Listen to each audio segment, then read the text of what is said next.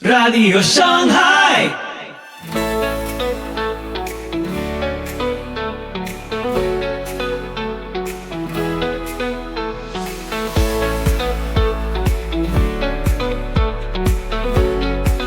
Muy buenos días, muy buenas tardes, muy buenas noches. Soy Pipo Biglione. Muy bienvenidos a Radio Shanghai. Este es el episodio 446 de la séptima temporada. Hoy, santificación con César Vidal. 7 áreas indispensables para la santificación basadas en 1 Tesalonicenses 2:13 y 4:12. Ahora también nos podés encontrar en YouTube, Telegram y TikTok, podcast miembro de la Alianza Evangélica. Te invito a escuchar este episodio atentamente. Soli Deo Gloria. Bueno, la sección que tenemos hoy es una sección que, si hubiera que darle un título, sería algo así como 7 áreas de santificación. Y van a ver ustedes enseguida por qué viene esto y por qué Pablo sigue siendo un personaje tremendamente práctico. La semana pasada nos habíamos quedado en toda esa exposición de Pablo, donde Pablo muestra 10 notas, 10 características, 10 aspectos del siervo de Dios que verdaderamente es un siervo de Dios. Y Pablo cuenta eso, aparte de enseñar cómo tiene que ser aquel que verdaderamente quiere servir y quiere desarrollar un ministerio para el pueblo de Dios, porque además le sirve para recordar que si vosotros, tesalonicenses, abundáis en amor, abundáis en esperanza, abundáis en fe, es porque os hemos dado ejemplo. La mejor forma de enseñanza, en términos prácticos, es el ejemplo. Y, de hecho, recordad todo esto. Entonces estuvimos viendo cómo Pablo daba 10 notas de ese ministro de Dios, de ese siervo de Dios, que efectivamente lo que sucede es que en última instancia acaba sirviendo de ejemplo para que vosotros ahora seáis lo que sois. No sois codiciosos porque sabéis que nosotros no quisimos ser gravosos. Os cuidáis los unos a los otros porque habéis visto cómo nosotros os cuidábamos tanto como si fuéramos una madre, como si fuéramos un padre, etcétera, etcétera. Y Pablo aquí llega a otro elemento de la carta en el cual cuenta un poco a qué viene la carta, etcétera, etcétera, antes de llegar al final de esta sección donde él va a describir 7 áreas donde discurre la santificación, que por cierto no se parecen mucho a lo que seguramente algunos pensarían que son esas áreas. La primera cuestión que Pablo recuerda es el hecho de la persecución y el hecho de que en última instancia la tribulación es algo propio de la vida del creyente. Yo sé que hay predicadores que, por cierto, les va muy bien, al menos materialmente, que por supuesto la predicación que dan es una predicación de que en el momento en el que tú aceptas a Jesús todo te va a ir de maravilla, sobre todo en términos materiales, pero esto no se parece absolutamente nada, es todo lo contrario a lo que Pablo les dice ahora a los tesalonicenses, y además los tesalonicenses lo podían comprobar. Y dice así en el versículo 13, por lo cual, fíjense en este enlace porque es lo importante. Nosotros les hemos llevado al amor, les hemos llevado a la esperanza, los hemos llevado a la fe porque fuimos ejemplo. Y ahora, por lo cual, a partir de aquí, también nosotros, sin cesar, damos gracias a Dios de que cuando recibisteis la palabra de Dios que oísteis de nosotros, la recibisteis no como palabra de hombres, sino según es en verdad la palabra de Dios, la cual actúa en vosotros los creyentes. Porque vosotros, hermanos, vinisteis a ser imitadores de las iglesias de Dios en Cristo Jesús que están en Judea, pues habéis padecido de los de vuestra propia nación las mismas cosas que ellas padecieron de los judíos, los cuales mataron al Señor Jesús y a sus propios profetas, y a nosotros nos expulsaron, y no agradan a Dios, y se oponen a todos los hombres, impidiéndonos hablar a los gentiles para que éstos se salven. Así colman ellos siempre la medida de sus pecados, pues vino sobre ellos la ira hasta el extremo. Vamos a ver, vosotros habéis sido imitadores. Habéis recibido la palabra no como palabra de hombres, no como una filosofía de maestros humanos, la habéis recibido como palabra de Dios. Entre otras razones, porque efectivamente habéis visto que no hay una diferencia entre lo que nosotros enseñamos y cómo nosotros vivimos. Se puede creer que efectivamente esto es palabra de Dios, siquiera por la manera en que nosotros vivimos y os dimos ejemplo de cómo hay que vivir. Esto es bastante claro en ese sentido. Pero esto no es mérito de Pablo, esto no es mérito de Timoteo, esto no es mérito de Silas. Esta es la conducta normal que deben de seguir iglesias normales. Vosotros os habéis ido desarrollando en medio de la tribulación exactamente igual que las primeras iglesias cristianas, que las primeras congregaciones, que las primeras asambleas cristianas que estaban en Judea. Y esto es importante que lo sepáis. Es fantástico lo vuestro, pero no es excepcional, es la forma de vida normal que tiene que tener una congregación. Y de hecho en Judea, donde además han tenido a los apóstoles mucho tiempo con ellos, donde muchos llegaron a conocer directamente a Jesús, se han comportado de la misma manera. Y lo que vosotros habéis padecido de los tesalonicenses, ellos lo han padecido de los judíos. Y lo que viene a continuación, supongo que con la ley que votó el Congreso de este país hace pocos meses, nos lo van a ordenar borrar o arrancar de las Biblias, porque lo que aparece es tremendo. Versículo 14, porque vosotros, hermanos, vinisteis a ser imitadores de las iglesias de Dios en Cristo Jesús que están en Judea, pues habéis padecido de los de vuestra propia nación las mismas cosas que ellas padecieron de los judíos. Versículo 15, los cuales mataron al Señor Jesús y a sus propios profetas, y a nosotros nos expulsaron, y no agradan a Dios y se oponen a todos los hombres.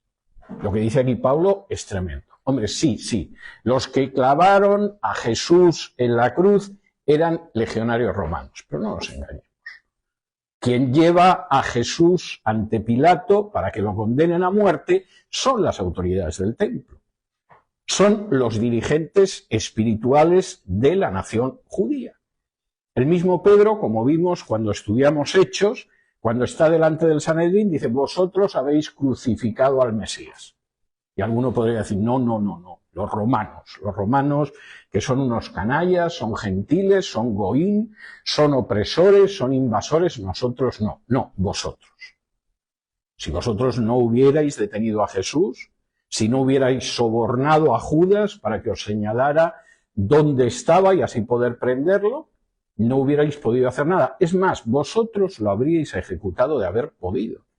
El problema es que los romanos privaron al Sanedrín del jus gladi, de la posibilidad de imponer la pena capital, la pena de muerte, y no os quedó más remedio que ir a entregarlo a Pilato. Y delante de Pilato hasta ahí vais cambiando las acusaciones para que al final lo enviara a la cruz. Y cuando Pilato, recurriendo a un privilegio del gobernador en Pascua, de soltar a un condenado a muerte, os dio la posibilidad de que Jesús no fuera ejecutado, vosotros preferisteis que os soltaran a un ladrón que era un asesino. De manera que no nos engañemos. Claro que sois responsables de esa muerte de Jesús. Y por otro lado, la muerte de Jesús no es excepcional. Vuestra historia como nación no es una historia de respeto a los profetas y mira tú por dónde aparece Jesús y lo matáis. No. Vuestra historia es exactamente igual que la parábola de Jesús de la viña. Les iba enviando el dueño de la viña criados, a uno le pegaban una paliza, a otro lo apedreaban, a otro lo expulsaban, mandó al final al hijo y al hijo lo mataron. En la idea de que finalmente ellos se quedaban a administrar la viña. Y eso es lo que ha sucedido. No ha habido un profeta que lo haya pasado bien con vosotros, todo lo contrario. A Juan el Bautista, vuestro rey, lo decapitó. A Jeremías lo metisteis en un pozo de lodo a ver si había suerte y se moría. Y no se murió por misericordia. A Isaías lo aserraron. Elías tuvo que huir. Tenéis un historial verdaderamente tremendo. Y por supuesto el historial tenía que consumarse con la muerte de Jesús. Y la afirmación que viene a continuación por parte de Pablo es terrible. Versículo 15, no agradan a Dios y se oponen a todos los hombres. Si pensáis que vuestra conducta agrada a Dios, estáis muy equivocados. Podéis repetir una y mil veces que sois el pueblo elegido, que tenéis una situación especial. La manera en que os comportáis a Dios no lo agrada. Pero es que además es una conducta opuesta al resto del género humano. Como dice el versículo 16, impidiéndonos hablar a los gentiles para que éstos se salven, así colman ellos siempre la medida de sus pecados, pues vino sobre ellos la ira hasta el extremo. Ahí habría que traducir, porque Pablo está utilizando una forma de redacción que es propia de los profetas, vendrá sobre ellos la ira hasta el extremo. Y en una clara referencia a cómo muy pocos años después lo que sucedería es que Jerusalén y el templo con ella, tal y como profetizó Jesús, y aparece en Mateo 24, y aparece en Marcos 13, y aparece en Lucas 21, fueron arrasados. Esa generación colmó totalmente la maldad. Y por cierto, ese no solo es un análisis cristiano. Si alguno tiene la buena idea de leer La Guerra de los Judíos, de Flavio Josefo, que era un fariseo del siglo I, Flavio Josefo dice que esa generación del templo fue la más perversa y que no había la menor duda de que el templo y Jerusalén habían sido arrasados como un castigo de Dios por la maldad de los judíos. Y Flavio Josefo era un fariseo, no era cristiano ni cosa parecida. Se refiere a Jesús en un par de ocasiones en sus obras históricas, pero la descripción que hace de la maldad de esa generación, por supuesto, cualquiera consideraría que es antisemita si la escribe alguien que no es judío. Con la definición de antisemitismo que ha aprobado el Congreso de este país, pues si eso pasa al Senado, imagino que estos versículos habrá que sacarlos de nuestras Biblias, de manera que guarden bien una copia de la Biblia que esté entera por lo que pueda suceder en el futuro. Porque, de acuerdo con la definición de antisemitismo, no podemos relacionar la muerte de Jesús con los judíos. Los judíos no tuvieron nada que ver. Un día Pilato se levantó enloquecido y decidió que crucificaba a Jesús, y las autoridades judías y los judíos no tuvieron nada que ver. Y, por supuesto, la referencia a que le hacían la vida imposible a las iglesias en Judea y apedrearon a Esteban, o el rey de los judíos mató a Santiago, a Jacobo, olvídense de ello porque va a ser ilegal. Bien, seguimos. Pablo continúa hablando y entonces comenta inmediatamente cómo nosotros os advertimos de que esto era lo que iba a suceder, etcétera, etcétera, etcétera, y empieza a contar la relación que tiene con los tesalonicenses.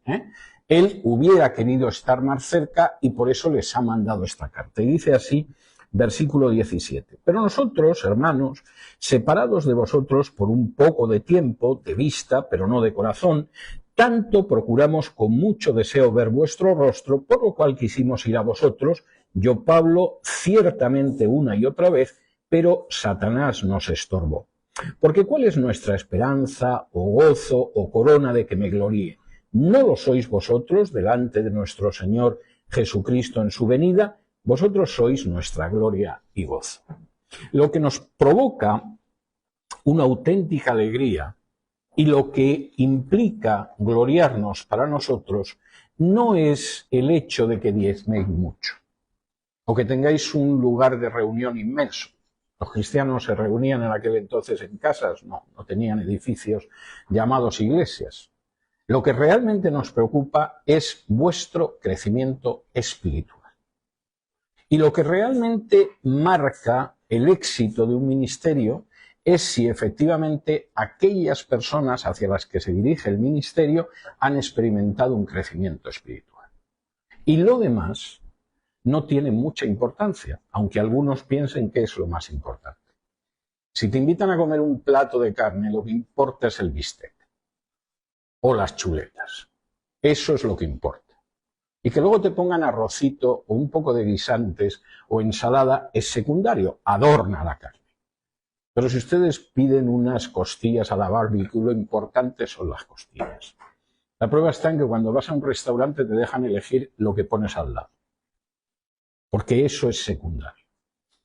Y el problema es que lamentablemente en muchas ocasiones hemos convertido como primario aquello que está bien, pero es secundario. Y Pablo dice, a mí me preocupa vuestra situación espiritual. Es eso lo que me interesa. El resto, secundario, está bien, pero no es importante. Y como eso me preocupaba, y no pude ir a veros, de hecho lo intenté en varias ocasiones y no pude, y estoy convencido de que además quien lo impidió era el mismo diablo, como no podíamos más, os envié a Timoteo, capítulo 3 y versículo del 1 en adelante. Por lo cual, no pudiendo soportarlo más, acordamos quedarnos solos en Atenas y enviamos a Timoteo, nuestro hermano, servidor de Dios y colaborador nuestro en el Evangelio de Cristo, para confirmaros y exhortaros respecto a vuestra fe, a fin de que nadie se inquiete por estas tribulaciones, porque vosotros mismos sabéis que para esto estamos puestos. Porque también, estando con vosotros, os predecíamos que íbamos a pasar tribulaciones, como ha acontecido y sabéis. Por lo cual también yo, no pudiendo soportar más, envié para informarme de vuestra fe, no sea que os hubiese tentado el tentador y que nuestro trabajo resultase mal. ¿Qué fue lo que nosotros os advertimos cuando estábamos con vosotros? Que como creyentes ibais a pasar por tribulaciones. No hay en absoluto la idea de te conviertes y se acabaron los problemas. No te preocupes, tu cuenta corriente va a estar siempre saneada.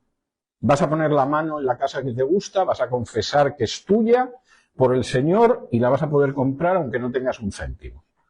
Y si te endeudas con el banco, vas a hacer los pagos aunque tu trabajo no dé ni para la cuarta parte de lo que tienes que pagar al banco. Y por supuesto no vas a tener nunca ni un mal dolor de cabeza. Esa es una enseñanza falsa hasta la médula que está extraviando a millones de infelices e ignorantes. ¿Qué fue lo que os dijimos nosotros? Ojo, la vida cristiana es una gran bendición, pero no está exenta de tribulación. Y podéis tener tribulación, como dijo Jesús, porque no sois como el mundo y vivís en el mundo. Y el mundo rechaza la manera en que vosotros vivís. Y vamos a ver ahora varias de esas cosas que rechaza.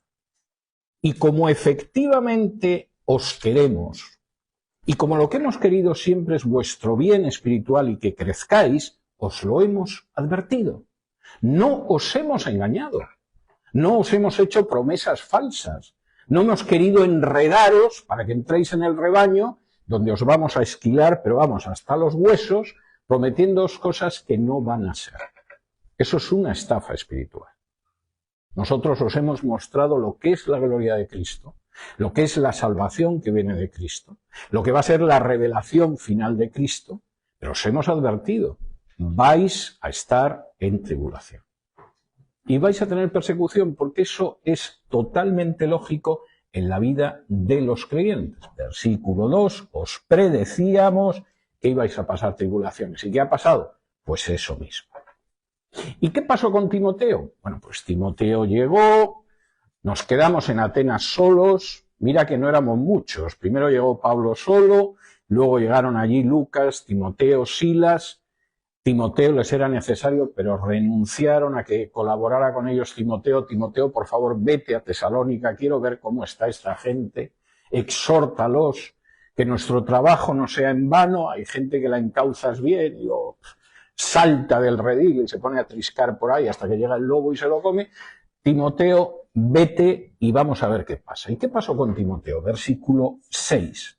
Pero cuando Timoteo volvió de vosotros a nosotros y nos dio buenas noticias de vuestra fe y amor y que siempre nos recordáis con cariño, deseando vernos como también nosotros a vosotros, por ello, hermanos, en medio de toda nuestra necesidad y aflicción, fuimos consolados de vosotros por medio de vuestra fe, porque ahora vivimos si vosotros estáis firmes en el Señor.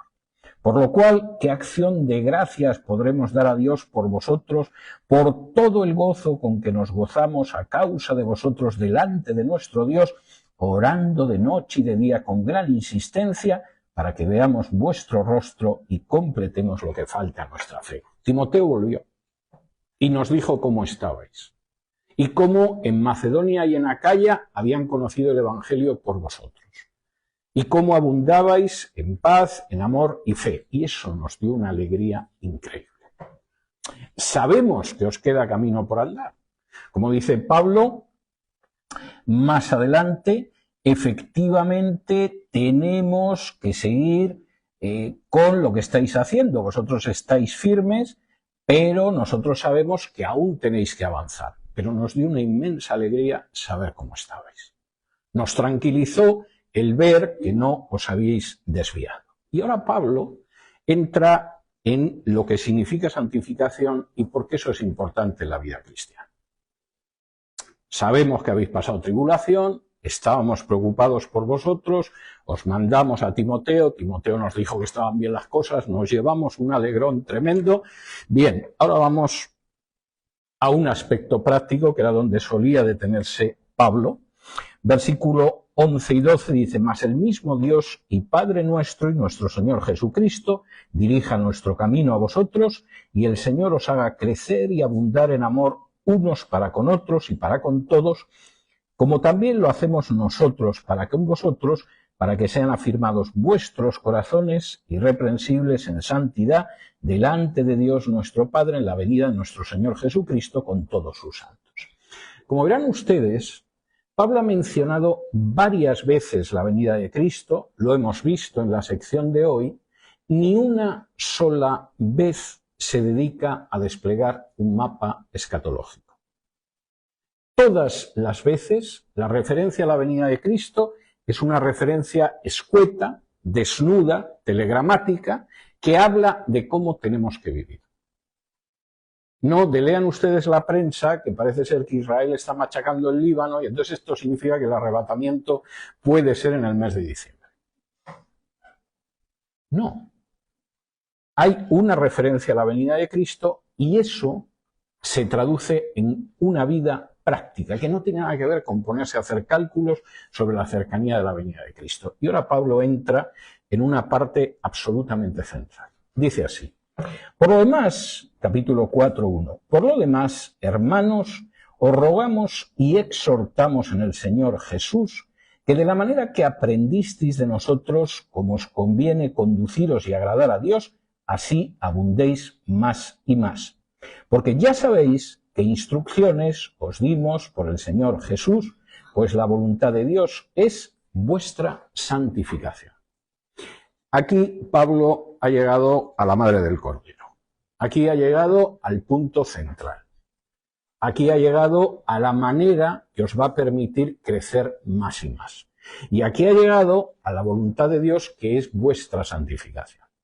Ahora, desgraciadamente, la palabra santificación se ha convertido en una especie de botella, en una especie de tarro, que pone por fuera santificación y que la gente mete dentro lo que quiere.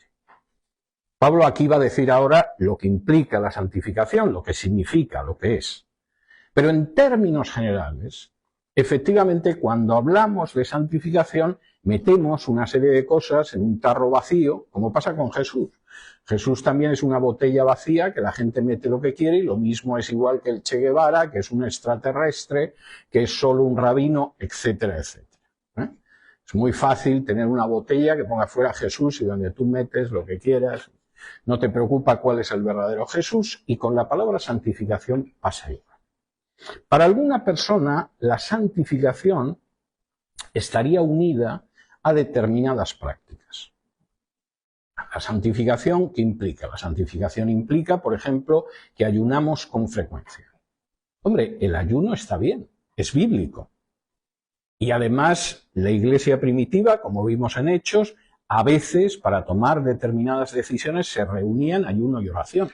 Pero el ayuno no necesariamente es una muestra de santificación. Ha habido grandes canallas a lo largo de la historia que, aparte de que se creían muy santos, ayunaban con mucha frecuencia. El fariseo de la palabra del fariseo y el publicano: Señor, ayuno 2 veces a la semana. Sí, pero tú no bajaste justificado. Aunque también diezmaras de plantas sobre las que era dudoso que había que diezmar, y aunque supuestamente respetes los 10 mandamientos, el fariseo no bajó justificado a su casa. En el caso de otras personas, podría ser otro tipo de prácticas religiosas, por ejemplo, que tienen que ver con la ropa. Eres mujer y te quieres santificar, procura tener una falda que arrastre lo más posible por el suelo, ¿eh? Para que no quede ninguna duda de tu santidad, no basta que sea larga. Si puedes arrastrarla, todavía mejor. No hay riesgo de que se te vea la planta del pie. Hombre, evidentemente, una mujer no puede, que sea cristiana, no puede llevar una falda que si se sienta se le ven las bragas, y perdonen ustedes la grosería, pero es por decirlo de una manera práctica. Pero pensar que los centímetros, las pulgadas de falda implican santificación es un disparate. Como es un disparate pensar que el hombre que va rasurado es más santo que el que lleva una barba, según el grupo al que pertenezcas. Hay grupos judaizantes que si te vas pisando la barba eres más santo que otros, o que tiene que ver con el tamaño del pelo, aquellos que lo tengan, no es mi caso, o cosas de este tipo. Es decir, nada de eso tiene que ver con la santificación. La santificación son cosas muy prácticas, y Pablo va a mencionar 7, y van a ver ustedes qué enormemente prácticas son. Primero, la santificación tiene que ver, en primer lugar, con la sexualidad. La sexualidad en la Biblia es muy importante. No es la hipersexualización con la que vivimos en nuestra sociedad, que a los niños intentan supersexualizarlos cuando están todavía en el kindergarten, en el jardín de infancia, pero la sexualidad tiene mucha importancia en la Biblia. Dios creó la sexualidad, no nos hizo hombre y mujer porque sí, y por supuesto hasta hay un libro precioso dedicado al amor sexual, que es el Cantar de los Cantares. Por supuesto, siempre hay tontos que intentan espiritualizar estas cosas. En el Cantar de los Cantares hay una referencia de la amada en la que dice que su amado es como un manojito de mirra que descansa entre los pechos. Es una imagen muy bonita. Mi amado es como algo que da perfume a mi intimidad, literalmente. Bueno, esto era intolerable para algunos rabinos, de modo que decidieron que eso del amado, que es como un manojito de mirra, que está en medio de los pechos, en realidad es el arca de la alianza, del pacto entre los dos querubines. Algunos padres de la Iglesia lo superaron. Eso era como Cristo entre el Antiguo y el Nuevo Testamento. De puro ridículo que es intentar espiritualizarlo, puede rayar lo blasfemo.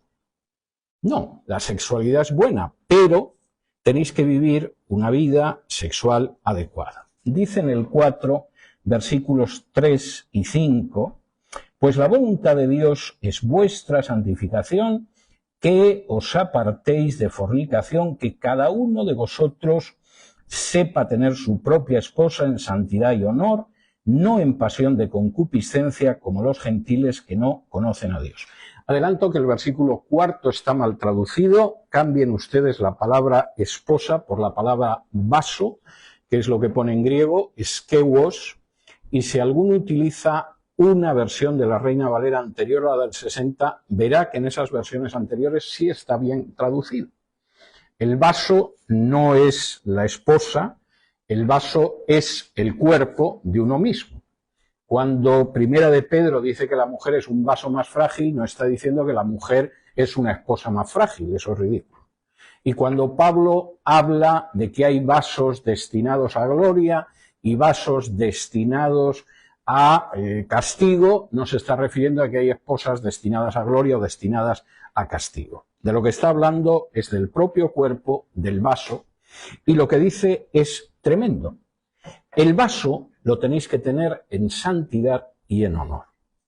Vuestro cuerpo, como dirá Pablo, y lo veremos a la vuelta de unos meses, es templo del Espíritu Santo y tenéis que saberlo tener en santidad y en honor. No es que no tratéis así a vuestra esposa, por supuesto que sí, pero estamos hablando del cuerpo de cada uno. Y cada uno de nosotros tenemos que saber tener ese cuerpo en santidad y en honor, y esto va más allá de la fornicación o del adulterio. Incluye, por ejemplo, el uso de pornografía, otro tipo de prácticas. Vuestro cuerpo es el templo del Espíritu Santo. Utilizad ese cuerpo en santidad y en honor. ¿Estáis haciendo algo que no es de santidad y honor? Pues eso no es santificación y Dios quiere la santificación. Importa muy poco si luego, pues yo que sé, ayunas mucho, tu falda es muy larga o 10 más. El primer aspecto es que tengamos claro que nuestro cuerpo, nuestro vaso, lo tenemos que tener en santidad y en honor. Segundo, la segunda nota de la santificación es que tenemos que hablar la verdad. Capítulo 4 y versículo 6. Que ninguno agravie ni engañe en nada a su hermano, porque el Señor es vengador de todo esto, como ya os hemos dicho y testificado. Segundo, hablemos la verdad los unos con los otros, como dice Pablo. No engañemos a nuestros hermanos, no pretendamos sacar ventaja de ellos, porque eso es todo lo contrario a la santificación. Y da lo mismo si quieres vender un automóvil que se cae a pedazos, diciendo que es una maravilla de automóvil, a un hermano que se sienta en el banco de al lado, que si te subes al púlpito a engañar a unos pobres infelices, prometiéndoles cosa que la Biblia no promete, para a continuación pasar el cesto y que te lo llenen. Eso es engañar y defraudar. Y el segundo aspecto claro en la santificación es que no engañamos ni defraudamos a nuestros hermanos. Puede que a veces hasta les tengamos que decir cosas que no son agradables, porque efectivamente no engañar tiene eso. Y en algún momento, pues uno tiene que decir, oye, ten cuidado, porque de la manera que tratas a tu esposa te puede llevar un disgusto. Oye, atiende, porque tus niños, tal y como están los teenagers, los adolescentes hoy en día, si realmente no los disciplinas y los enseñas de la palabra, el día menos pensado te van a dar un disgusto. Y no es agradable decir esto. A uno le gustaría decir siempre a la gente lo bien que lo hace, cuánto me alegro, qué agradables son tus niños, qué educados, tu mujer cada vez está más guapa. Sí, pero no es eso. Decimos la verdad los unos con los otros y vamos a practicar la veracidad con los hermanos. No vamos a engañar ni a defraudar a nadie, y eso es santificación. Tercero, capítulo 4, y bueno, Pablo, después de decir que nadie agrave ni engaña, dice en los versículos 7 y 8, pues no nos ha llamado Dios a inmundicia, sino a santificación, así que el que desecha esto, no desecha a hombres, sino a Dios, que también nos dio su Espíritu Santo. Con solo estas dos primeras cosas, que la gente supiera tener su cuerpo en santidad y en honor, y dijera la verdad y no defraudar, con solo esas dos cosas, este mundo sería muchísimo mejor de lo que es ahora. O sea, plantéense simplemente que este fuera un mundo donde no sucediera que cada 2 por 3 nos encontremos con que la gente importante de este país aparece en un escándalo con niños o con menores. O que este fuera un mundo donde no encontráramos pornografía continuamente. O donde los jóvenes estuvieran desorientados sobre la sexualidad y paguen las consecuencias. Y que este fuera un mundo donde nadie mintiera ni defraudara. Este mundo sería infinitamente mejor de lo que es ahora, solo con eso. Tercero, el amor fraternal, capítulo 4 y versículo 9. Pero acerca del amor fraternal, no tenéis necesidad de que os escriba, porque vosotros mismos habéis aprendido de Dios que os améis unos a otros. Y también lo hacéis así con todos los hermanos que están por toda Macedonia, pero os rogamos, hermanos, que abundéis en ello más y más. Tercero, tened amor fraternal. El amor que es propio de hermanos y de hermanos que se llevan bien. ¿Y por qué? Porque eso no es que lo hayáis aprendido de nosotros. Eso os lo ha enseñado Dios. La primera lección de amor que recibimos es el amor de Dios. Como dice Juan en su primera carta, podemos amarnos porque Dios nos amó primero. Cualquiera que tenga un conocimiento elemental de psicología sabe que no podemos reproducir un sentimiento que no hemos recibido. Un niño, por ejemplo, que no ha sido amado nunca, es un niño incapaz de amar. Acaba siendo un psicópata. No siente ninguna empatía con el sufrimiento ajeno porque no lo ha vivido. Y Pablo dice, pero vosotros habéis aprendido de Dios lo que es el amor. Por lo tanto, amaos y seguir creciendo en esto. Cuarto, capítulo 4 y versículo 11. Y esto es bastante interesante. y que procuréis tener tranquilidad y ocuparos en vuestros negocios. Esto es verdaderamente interesante. Lo cuarto es que os ocupéis de vuestras cosas y que viváis en tranquilidad. Ahora, uno diría, bueno, pero no debemos preocuparnos de los demás, etcétera, etcétera. Vamos a ver. Hay gente que efectivamente interviene en la vida de los demás para ayudarlos. Y hay gente que se está metiendo donde no la llaman para sentirse importante y dominar. A mí me divierte mucho el Partido Demócrata en este país cuando apela a los negros. Los negros le importan un pimiento a ese partido. Solamente le interesan los negros cuando es gente totalmente desclasada a la que puedes lanzar a la calle para crear problemas sociales que se supone que tú vas a arreglar. No les he visto nunca hablar de negros decentes, de negros que hayan triunfado en la vida o de negros ilustres. Solamente nuestro interés son negros que no paren de armar bronca para poder crear una tensión social que luego nosotros nos presentamos para solucionarla. Desgraciadamente hay creyentes así.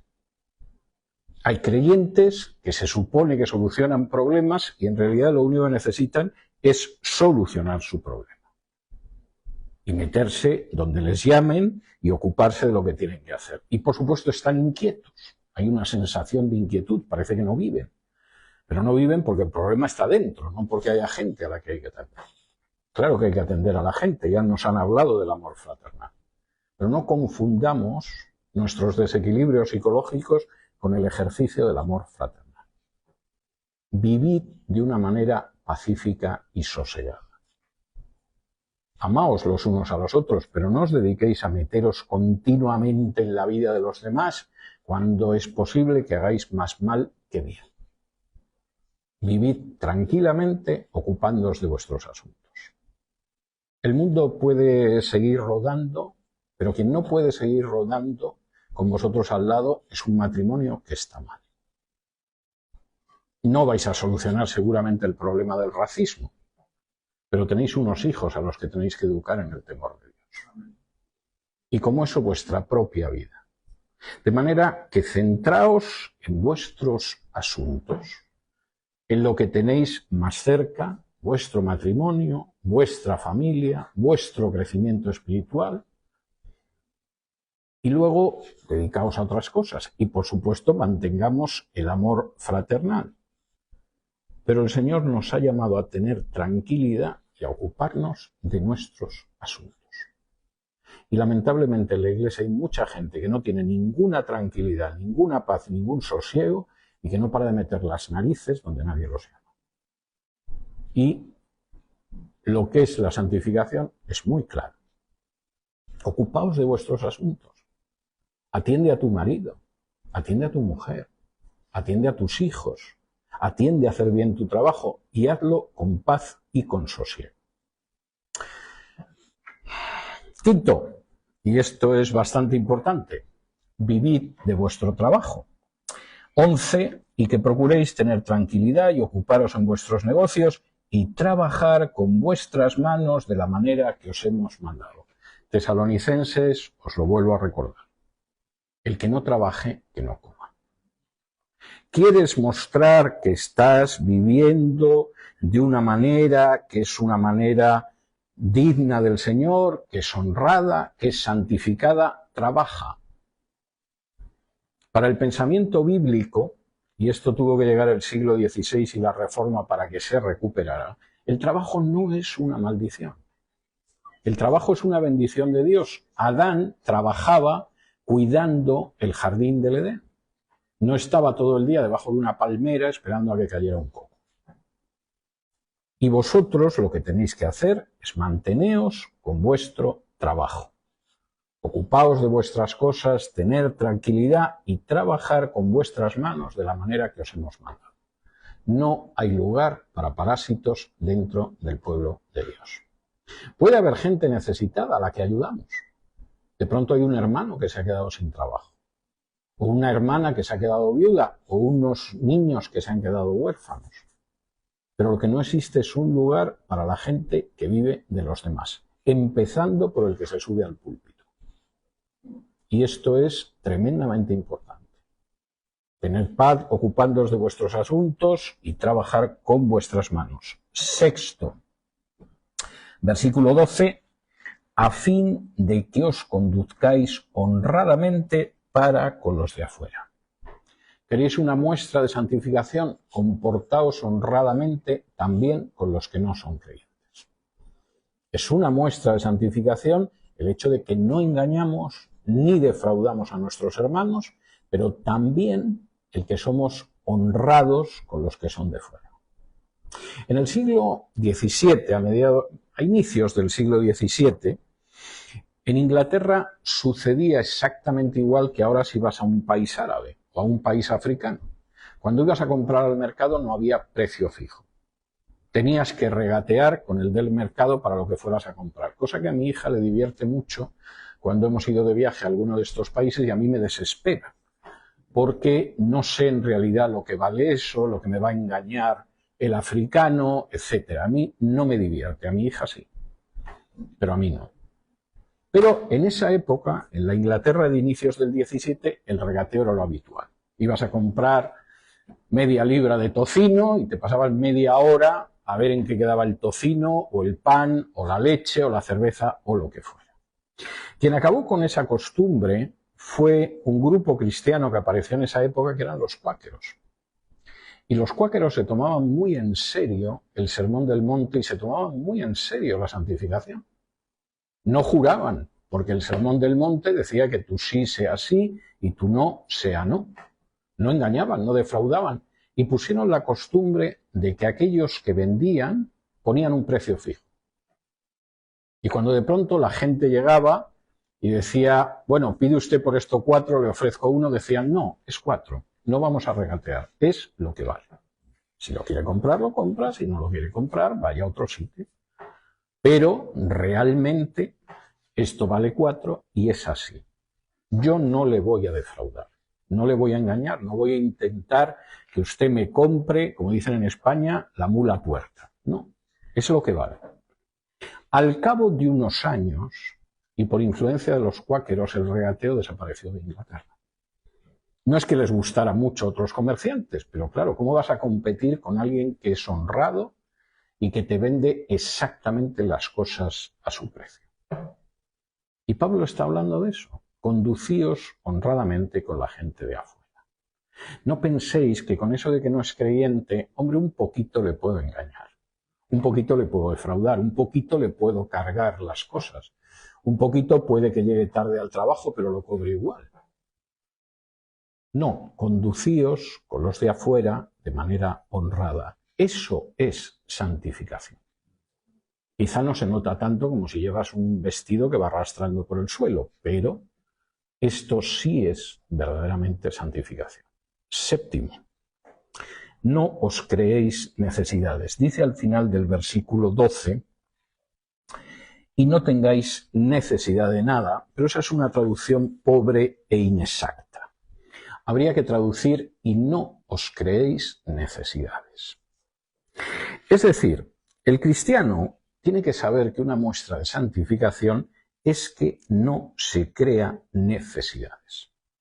El creyente sabe lo que es necesario, procura lo necesario para sí, para los suyos, trabajando, pero no se crea necesidades superfluas.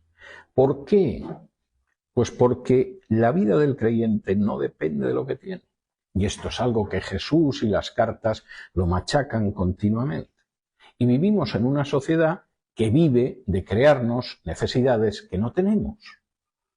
Nuestra sociedad no planea que como necesitamos algo, ellos lo fabrican.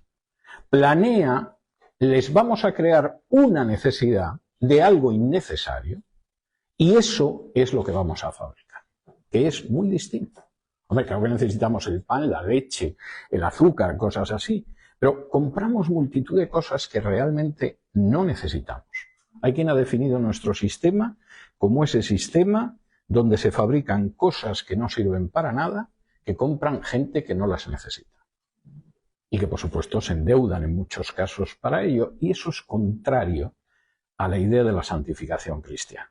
Acompáñenme ustedes a la primera carta a Timoteo, porque no es que Pablo fuera un personaje que estaba enamorado de la austeridad y todo este tipo de cosas, o un aguafiestas, primera de Timoteo capítulo 6, sino que Pablo conocía perfectamente lo que es la realidad y lo que eso significa. En primera de Timoteo capítulo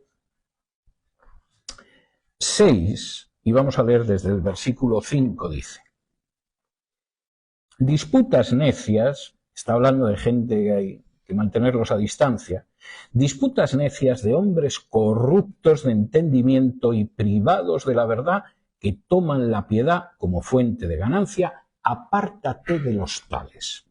Pero gran ganancia es la piedad acompañada de contentamiento, porque nada hemos traído a este mundo y sin duda nada podremos sacar. Así que teniendo sustento y abrigo, estemos contentos con esto, porque los que quieren enriquecerse caen en tentación y lazo y en muchas codicias necias y dañosas que hunden a los hombres en destrucción y perdición, porque raíz de todos los males es el amor al dinero, el cual, codiciando algunos, se extraviaron de la fe y fueron traspasados de muchos dolores. Lo que dice aquí Pablo es un desarrollo de lo que unos años antes le escribió a los tesalonicenses. No os creéis sin necesidades. Hay gente que vive de la religión. Es una de las grandes vergüenzas de la religión, una de las causas por las que hay gente que encuentra la religión repugnante y una de las causas por las que gente que algún día se convirtió o pensó que se convertía no ha vuelto a pisar una iglesia. Porque alimentar a ladrones es muy desagradable. Y más si se cubren detrás del nombre de Cristo. Y Pablo dice, desgraciadamente, hay gente que toman la piedad como fuente de ganancia. Ni te acerques a esa chusma. Ni te acerques. Y sin embargo, es verdad que la piedad es una fuente de ganancia cuando uno lo entiende. Porque cuando esa piedad va acompañada de contentamiento, la palabra que aparece aquí en griego es autarkeia, que significa aquel que se puede valer, conformar con lo que tiene, esa sí que es una gran ganancia. Primero porque a este mundo no hemos traído nada. Ninguno de nosotros hemos llegado a este mundo con nada. No pudimos venir más desnudos, casi me atrevería a decir, y más sucios. Y de la misma manera que no hemos traído nada a este mundo, no nos vamos a llevar nada. Si alguno quiere ser el más rico del cementerio, que sepa que ni eso. Porque en el cementerio ni va a comprar, ni va a vender, ni se puede llevar nada. Y con un poco de mala suerte, los que vienen detrás de él se van a pelear como gatos en celo, precisamente para ver la parte que les toca. Yo creo que uno de los espectáculos más desagradables que yo vi en la década larga que yo ejercí la abogacía era como los hermanos se peleaban como boxeadores en el ring por las 4 miserias que habían dejado sus padres. Aquello era espantoso, uno no podía creer que los hermanos pudieran ser tan agresivos entre sí, pero claro, cuando lo ves una y otra vez, no pueden estar todos locos, debe ser algo típico de la naturaleza humana. Y Pablo dice, no nos vamos a llevar nada.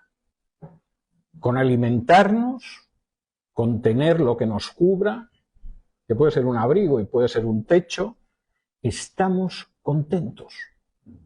Y además estamos contentos porque sabemos que los que quieren enriquecerse acaban cayendo en tentación y en lazo y acaban en destrucción y perdición, porque el amor al dinero es la raíz de todos los males. No el dinero en sí, el dinero es muy útil. Entregar un billete de X dólares en vez de cambiar una gallina, pues por una docena de huevos, por ejemplo, o por 5 docenas de huevos, es un gran avance, que esté en dólares o en euros o en cualquier moneda. Pero el amor al dinero es la raíz de todos los males, y algunos que lo codiciaron se extraviaron de la fe y fueron traspasados de muchos males. Y en un país como este, donde millones de personas llegan para mejorar su vida, y donde el sistema está mirando a ver quiénes han llegado al aeropuerto o han cruzado la frontera, para ver cómo los atrapamos como conejillos a los que les vamos a chupar la sangre con las deudas para el resto de su vida, esto hay que tenerlo muy en cuenta. No es que esto no sea importante en China, claro que sí, o en el país del que procedas, pero en un país como este todavía es algo más importante. Y Pablo dice, es que Dios quiere vuestra santificación. Y alguno puede pensar, pero ¿qué tiene que ver mi santificación con el trabajo, con cómo me comporto con los que no son creyentes, con el trato con la gente de la congregación, con no crearme necesidades? Tiene mucho que ver. Es que la santificación es eso. No es el resto de cosas. Si la santificación fuera una serie de ritos, de sacrificios, etc., los fariseos estarían en el top 10 de la santificación. Y los ascetas católicos ni te cuento. Había algunos que consideraban que no lavarse nunca era una forma de santidad. Luego decían que morían en olor de santidad. En olor sí, en santidad no lo tengo tan claro. Pero en cualquiera de los casos, la santificación es práctica. Y Pablo aquí entra en esos elementos prácticos. La voluntad de Dios es que efectivamente nos santifiquemos, pero esta es la verdadera santificación. Tenemos 2 minutos si alguien quiere hacer alguna pregunta.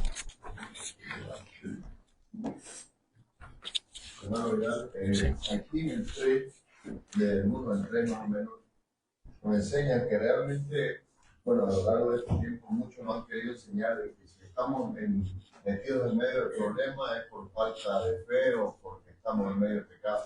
Pero el Señor aquí nos demuestra realmente que quiere trabajar en nuestra paciencia, fortalecernos realmente y que vamos a atravesar. Es cierto. Hombre, vamos a ver, a veces sí, a veces es por el pecado, ¿no? Decidiste que estabas muy aburrido de tu esposa, te acostaste con una jovencita y la dejaste embarazada, evidentemente eso depende de tu pecado. En otras ocasiones, pues hay cosas que suceden por falta de fe, también.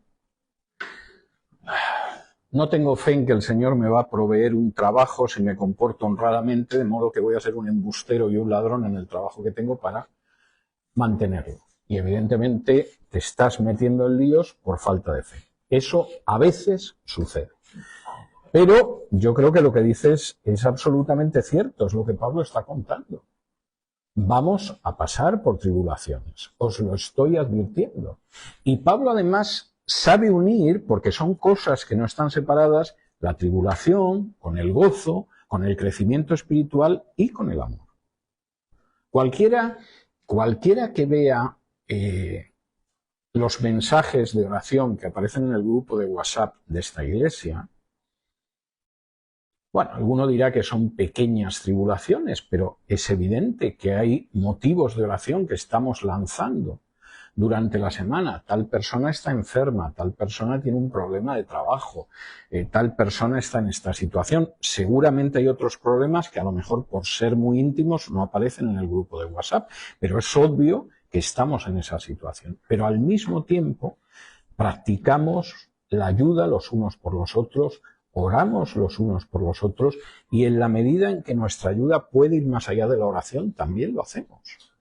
Y incluso la persona que pasa por esa situación, el Señor lo utiliza para que esa persona madure, para que avance en fe, para que avance en confianza en el Señor, para que avance quizá en generosidad hacia otros, y eso me parece clarísimo. Es decir, la idea esa de que si de pronto tienes una enfermedad es por falta de fe, y si no te curas instantáneamente es por falta de fe. Y si tienes problemas en el trabajo es por pecado, es un disparate.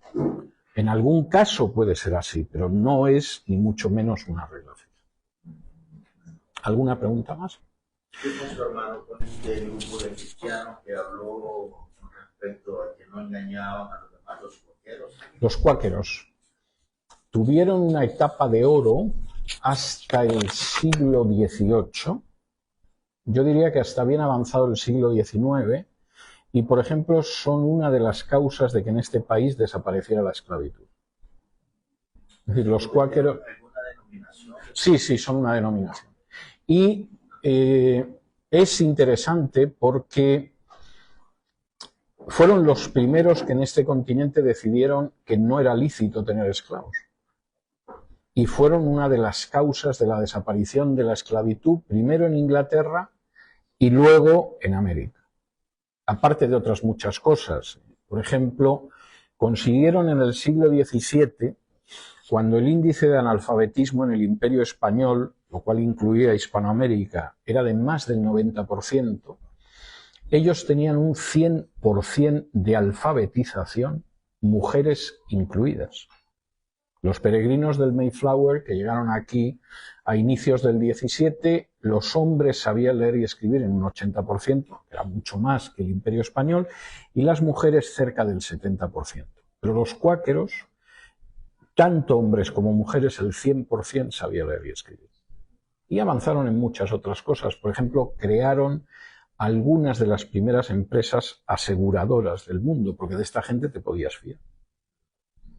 De manera que cuando los creyentes deciden vivir de acuerdo a la santificación, claro que cambian la sociedad.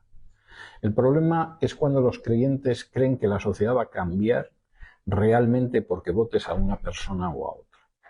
Generalmente votas al menos malo, si decides votar. Pero pensar que la redención de la sociedad va a venir por un político es no tener ni idea de cómo funciona la política. Incluido un sistema democrático. Los políticos hacen lo que piensan que les van a dar los votos de la mayoría. Si efectivamente la mayoría sigue una visión cristiana, los políticos, aunque no crean en ello, irán en esa dirección. Pero si la mayoría no sigue esa visión, a los políticos les importa un pimiento, como expresó muy bien Tony Blair, que seguramente no tenía ningún escrúpulo moral, pero era un político de talento y fue durante muchos años primer ministro de Gran Bretaña. Nosotros no creamos la manifestación, nos ponemos delante de ella. De manera que yo tampoco tengo mucho interés en saber hacia dónde los llevo, pero si en un momento determinado hay un movimiento social importante que dice que todos tenemos que ir con un gorrito verde, nosotros nos colocamos al frente de la manifestación del gorrito verde. Luego vamos a encontrar quién fabrica el gorrito verde. El dinero de nuestros impuestos que va a fabricar gorritos verdes. La gente que va a vivir de hablar de las virtudes del gorrito verde. Un montón de ladrones en distintas áreas. Y generalmente pagándolo con el dinero de nuestros impuestos. Pero nosotros no vamos a hacer otro tipo de cosas. Y eso es muy importante tenerlo en cuenta. E históricamente, y por cierto, el año que viene, Dios mediante, voy a empezar una serie de cursos de historia del cristianismo en Teshuvá, lo que se ve es que cuando la sociedad cambia, es cuando cambian los países y los políticos, no al revés. Y desgraciadamente, el punto de vista hispano, y esto incluye a España, es que es al revés. Cuando llegue el Mesías, que puede llamarse Fidel Castro, o Hugo Chávez, o Evo Morales, o María Corina Machado, o como ustedes quieran, todo se va a arreglar. Vete buscando una silla cómoda que vas a esperar mucho. Nos vemos luego. Muchas gracias por todo. Así concluimos el programa de hoy. Recordá que podés seguirnos en Facebook e Instagram. Dejanos tus comentarios y si te gusta, compartilo. Te invitamos, Dios mediante, a escuchar nuestro próximo episodio. Que Dios te bendiga.